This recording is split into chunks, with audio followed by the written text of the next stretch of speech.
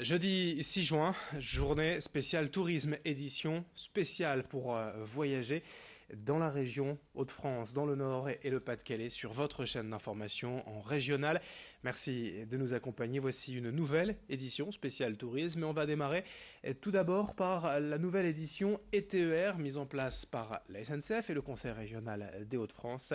Les dates des 4 week-ends de mer et des week-ends vers les villes également ont été publiées récemment. Toutes les modalités, tout le programme, l'agenda avec Rémi Desremaux en plateau. Si vous avez besoin de plage et de soleil, la région vous apporte une bonne nouvelle. L'opération ETER en Hauts-de-France est de retour. Elle permettra toujours aux habitants de la région de voyager vers le littoral pour seulement 2 euros. Ce prix comprend évidemment l'aller et le retour. Des bus et des cars prendront le relais des trains pour vous emmener vers les lieux touristiques choisis. Car en plus des plages du littoral, il y a un dispositif ville et plusieurs espaces naturels qui sont prévus.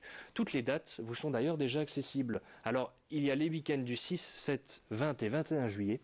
En août, il y aura le 3, 4 et le 10 et 11 août, tout ça c'est en week-end et c'est seulement pour le dispositif mer. Au niveau des parcours nature, 3 jours sont attendus en juillet, du 26 au 28, avec par exemple la forêt de Saint-Amand ou les nuits secrètes d'Aulnoy-Emery. Et pour les découvertes de ville, le Louvre-Lens, les beffrois de Bergue ou d'Arras sont à l'honneur, et ce sera du 13 au 19 juillet.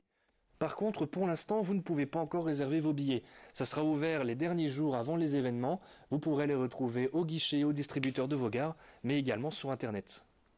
Merci Rémi pour ces explications détaillées. Puisque l'on parle des plages, le pavillon bleu palmarès 2019 pour ce qui concerne la région. D'abord, la seule plage du Nord-Pas-de-Calais couronnée cette année, Berck-sur-Mer.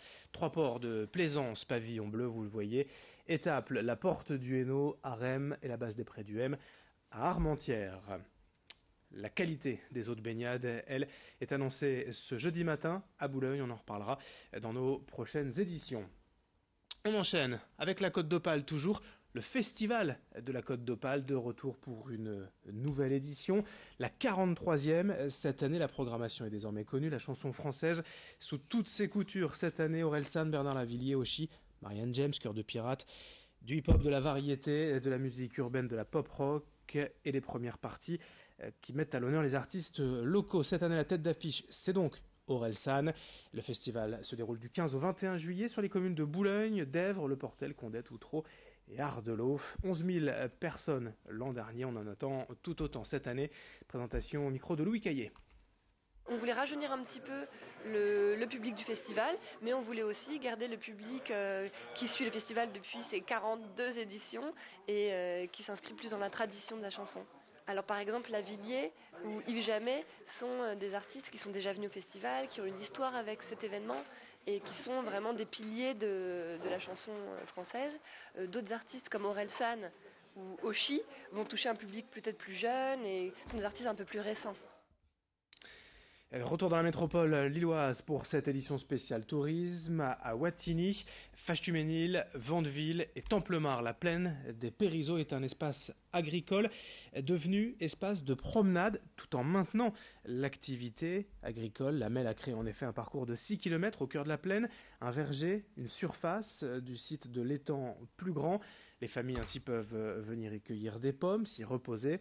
Les 6 km de chemin en boucle composé de 2 sentiers, un pour les véhicules agricoles, un pour les promeneurs. Il aura fallu près de 20 ans, tout de même depuis 1998, pour conserver, valoriser ce milieu naturel au centre de l'urbanisation lilloise. Explication au micro de Rémi Desremaux.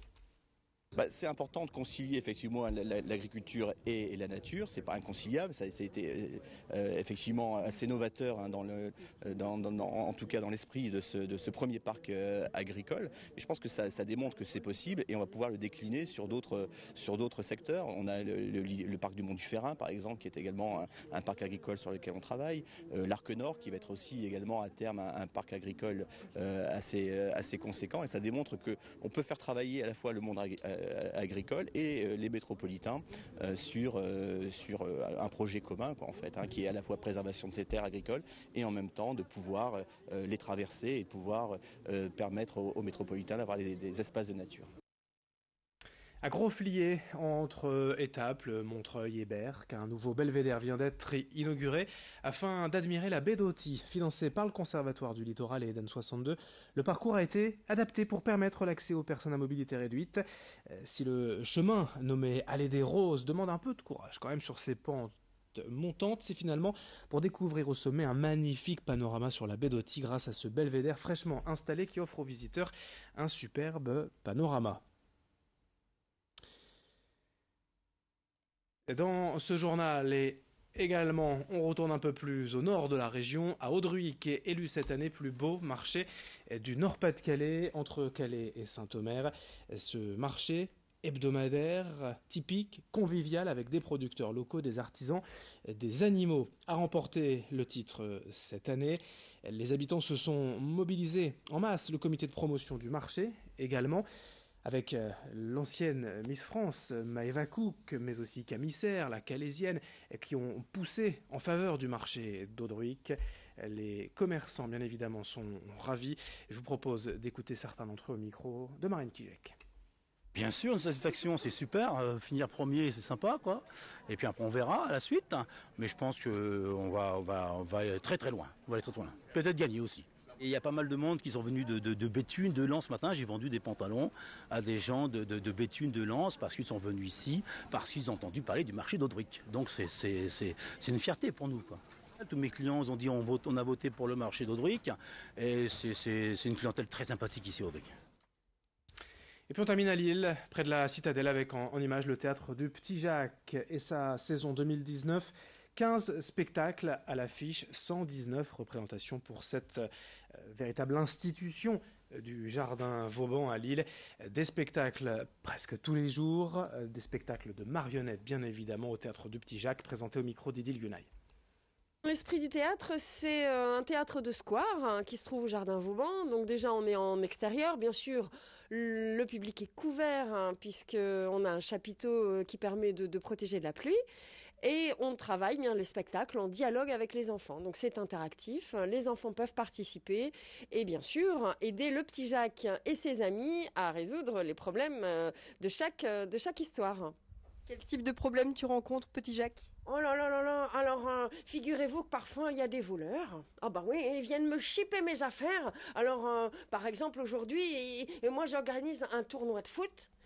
Eh bien, figurez-vous qu'il y a quelqu'un qui va me voler mon ballon. Ouais, alors un ballon, un tournoi de foot sans ballon, c'est pas possible.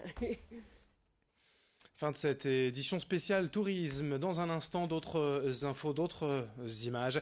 Merci de votre fidélité.